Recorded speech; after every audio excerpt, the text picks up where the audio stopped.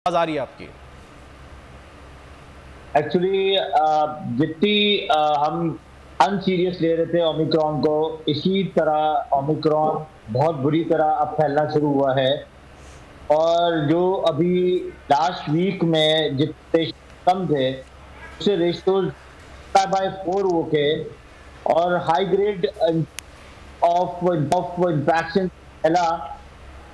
दो के यंगस्टर्स में ये इन्फेक्शन बहुत खतरनाक मरहल से नहीं गुजर रहा, लेकिन जो 70 से अबव लोग हैं उनको वो इंटेंसिव केयर में एडमिशन पे लेके जा रहा है। अभी भी हमारे कुछ आप अगर 10-15 दिन में डेथ देखें तो बहुत सारी डेथ ओल्ड एज फैक्टर सबसे ज्यादा है। हम अभी भी लोगों को कह रहे हैं कि वैक्सीनेट योरसेल्फ। देखिए, जिस आती है और जिनकी डेथ हुई भी है, तो यही है कि वैक्सीन का उनमें जो है या तो एक डोज लगी है या लगी नहीं है वैक्सीन, या फिर उनकी कुव्वत मुदाफत कम है। और दूसरा, लोगों में जो कुछ आपकी टेक केयर की जो स्ट्रिक्टनेस थी वो बिल्कुल कम हो गई है।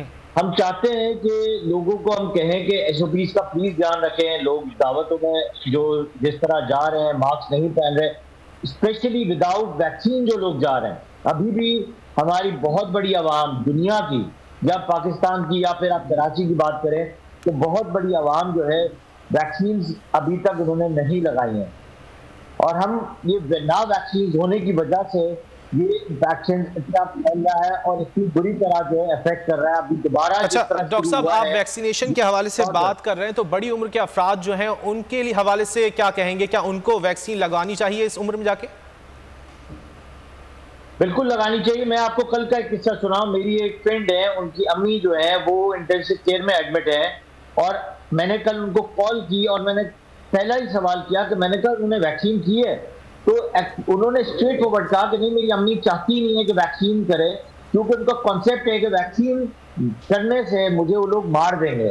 तो आप ये सोचिए कि जिस तरह वो एडमिट हुई हैं और जिस तरह वो 20 लीटर पे ऑक्सीजन पे अभी मौजूद है, उसका देखिए अगर आंसर लिया जाए तो यही है कि वैक्सीन ने लोगों को बहुत ज्यादा बचाया है निस्बतन के आपके रेशियोज को, इंटेंसिव केयर के रेशियोज को कम किया था।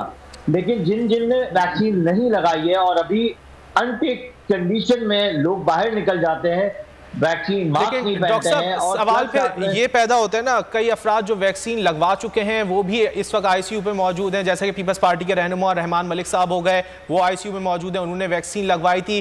फिर ये इतना असरअंदाज होना कोरोना का समझ नहीं आता। अच्छा, उसमें भी 2 कैटेगरीज हैं, जो इंटेंसिव केयर में एडमिट हैं या पे इन्फेक्शन कंट्रोल में है। देखिए, अगर इंटरनली अगर किसी को लंग की या हार्ट की प्रॉब्लम्स हैं या किडनी एसोसिएटेड है, तो कोई भी वायरस आपको अटैक कर सकता है, अगर वो ओल्ड एज हो या जवान भी हो। अब उसकी कुव्वत मुदाफत पे बहुत डिपेंड करता है वैक्सीन के साथ। फिर डिपेंड करता है कि आपकी वैक्सीन में एंटीबॉडीज कितनी आई हैं।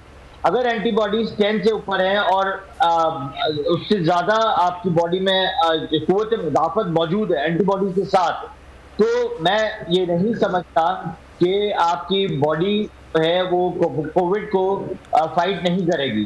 कोविड से जरूर फाइट करेगी, और वो मैंने देखा भी है, कोविड से वो फाइट कर रही है। और जिनकी कुव्वत मुदाफत कम है, जिनकी अगर वैक्सीन के बाद एंटीबॉडीज नहीं बनाई है, उसके बाद अगर उन्होंने बूस्टर डोज नहीं लगाया है, तो उनकी एंटीबॉडीज कम हो गई थी और एंटीबॉडीज ने काम करना छोड़ दिया था। तो इसमें कोविड असरअंदाज हो सकता है। रहमान मलिक साहब का जो एंटीबॉडीज है वो बहुत कम हो गई है। ठीक है। अच्छा डॉक्टर साहब, ये बताएगा, कोई शख्स पहले से बीमार है और इस दौरान अगर वो वैक्सीन लगवाने का सोचे तो उससे क्या आप मशवरा देंगे? लेकिन बीमारी में कोई भी वैक्सीन नहीं लगती है। आप जब सेहत में हो, बिल्कुल आप परफेक्ट हो, आप में कोई इश्यूज ऑफ बीमारी एक अलग चीज है। अगर फर्ज करें एक क्रॉनिक इलनेसेस है, यानी लंग में कोई फाइब्रोसिस है या लंग में अस्थमा है या हार्ट में कोई हार्ट अटैक हुआ है पहले से, या किडनी के कोई पुराने इश्यूज हैं, तब तो आपको फाइजर वैक्सीन ही लगानी है और कोई वैक्सीन नहीं लगानी है। लेकिन अगर आप एक्यूटली कोई इंफेक्शन में फंस गए हैं, यानी कोई फीवर है या नज़ला खांसी हो रहा है या आप हल्का सा नमूनिया हुआ है या इन्फ्लुएंजा नमूनिया हुआ है, तब अभी आपको अगर कोविड नहीं हुआ तो अभी आपको कोई भी वैक्सीन लगाने की जरूरत नहीं है। सब्सक्राइब करें और बेल दबाएं ताकि कोई खबर रह न जाए।